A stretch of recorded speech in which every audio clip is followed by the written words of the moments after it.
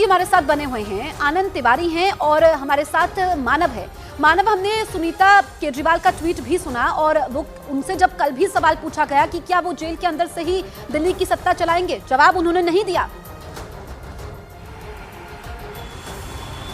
देखिए, जब अरविंद केजरीवाल को कोर्ट के अंदर पेशी के लिए ले जाया जा रहा था तब उनसे मीडिया ने पूछा था कि क्या कहेंगे, तो उन्होंने कहा कि मेरा जीवन देश को समर्पित है, मैं अंदर रहूं या बाहर रहूं मैं अपना काम करता रहूंगा। और इसी लाइन पर एक ट्वीट उनकी पत्नी सुनीता केजरीवाल ने भी कल शाम को किया था, जिसमें वो कह रही है कि जनता के चुने हुए व्यक्ति को जेल में डाला जा रहा है और उनका जीवन देश को समर्पित है। तो यानी दोनों लोग एक ही बात कह रहे हैं और कहीं ना कहीं एक सिंपैथी लोगों की एक तरीके से अपने और उसको गेन करने की कोशिश आम आदमी पार्टी की लगातार है ही। और क्योंकि आम आदमी पार्टी के बड़े चेहरे हैं, पार्टी के मुखिया हैं, दिल्ली सरकार के मुखिया हैं, तो ऐसे में एक बड़ी चोट पार्टी को भी लगी है, परिवार को तो लगी ही है, क्योंकि परिवार का एक सदस्य अगर कस्टडी में रहेगा तो तमाम भावुक जो चीज़ें होती हैं वो हमारी जो भावुकता होती है वो निकल के बाहर आती है। तो इसके साथ साथ एक बड़ी बात मैं भी बता दूं, आतिशी ने अभी एक ट्वीट किया है और उसमें उन्होंने ये कहा है कि मनी ट्रेल को लेकर 10 बजे आम आदमी पार्टी एक बड़ा खुलासा करेगी। एक प्रेस कॉन्फ्रेंस आतिशी करने जा रही हैं। ये इस वक्त की सबसे बड़ी खबर है जसप्रीत की, आम आदमी पार्टी ये खुलासे की बात कर रही है।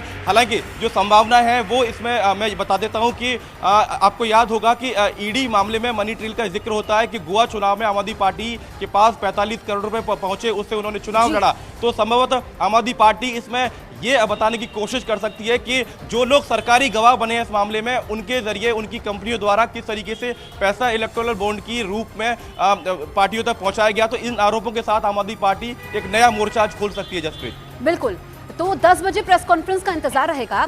हमारे साथ आनंद भी मौजूद है। आनंद, एक बार फिर से वही सवाल टेक्निकलिटीज का, अब आप ये बताइए, क्योंकि पूरा देश यही जानना चाहता है कि अब अरविंद केजरीवाल के पास क्या कानूनी विकल्प हैं। पहली बार ऐसा हुआ है कि कोई सिटिंग मुख्यमंत्री गिरफ्तार होता है, उनके लिए बाहर आ पाना कितना मुश्किल है या फिर नामुमकिन नजर आता है?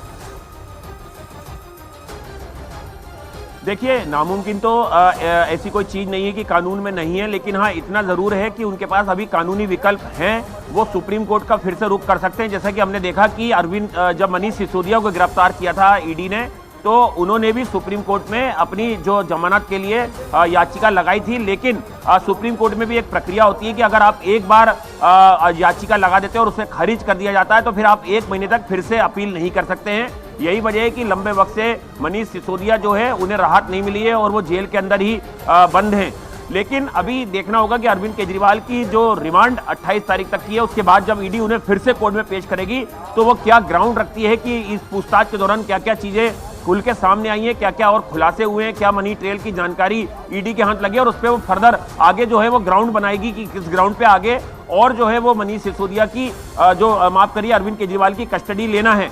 लेकिन जसप्रीत, आज का दिन महत्वपूर्ण इसलिए भी है कि आज जो के कविता है उनकी रिमांड खत्म हो रही है ईडी की और आज उन्हें दोपहर तक जो है वो राउज़ेमिनी कोर्ट में पेश किया जाएगा। तो आज क्या कुछ खुलासे करेगी ईडी की के कविता ने, पूछताछ में क्या कुछ बताया। इसी ईडी हेडक्वार्टर के एक लॉकअप में जो है वो के कविता भी अंदर है और उनसे भी कल लंबी पूछताछ जो है वो ईडी के अधिकारियों ने की है।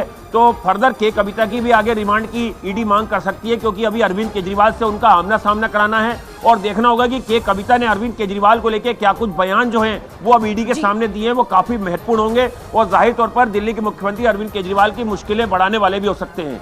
बिल्कुल, तो यहाँ पर आनंद महत्वपूर्ण जानकारी देते हुए कि ईडी खुलासा करेगी और इसमें के कविता और अरविंद केजरीवाल को आमने सामने बिठा करके पूछताछ होगी, ये बड़ा अपडेट है। दूसरा अपडेट जो मानव ने दिया कि 10 बजे प्रेस कॉन्फ्रेंस होने वाली है, आतिशी प्रेस कॉन्फ्रेंस करेंगी और मनी ट्रेल को लेकर के आम आदमी पार्टी बड़े खुलासे करने वाली है। इस पर न्यूज 18 इंडिया की नजर रहने वाली है।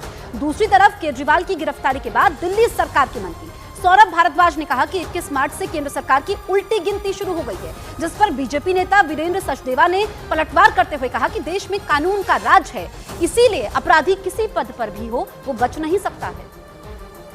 दिल्ली और देश तो छोड़िए, दुनिया के कोने कोने में लोग इस चीज़ के लिए आवाज़ उठा रहे हैं और इस तरीके की आवाज़ जब उठती है तो क्रांतियाँ आती हैं, सरकारों के तख्त जो है पलटे जाते हैं।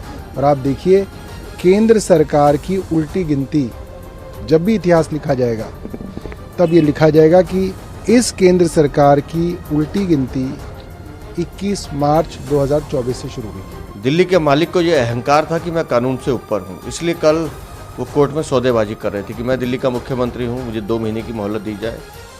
लेकिन मैंने कहा इस देश में कानून का शासन है, कानून अपना काम कर रहा है और हर आरोपी, हर अपराधी के साथ कानून एक जैसा व्यवहार करता है, ये आज साबित हुआ। इसलिए हम कह रहे हैं कि शीघ्र ही अरविंद केजरीवाल के इस घोटाले का, शराब नीति घोटाले का सारे पर्दे खुलेंगे, सच सबके सामने आएगा, इसकी हमें उम्मीद है।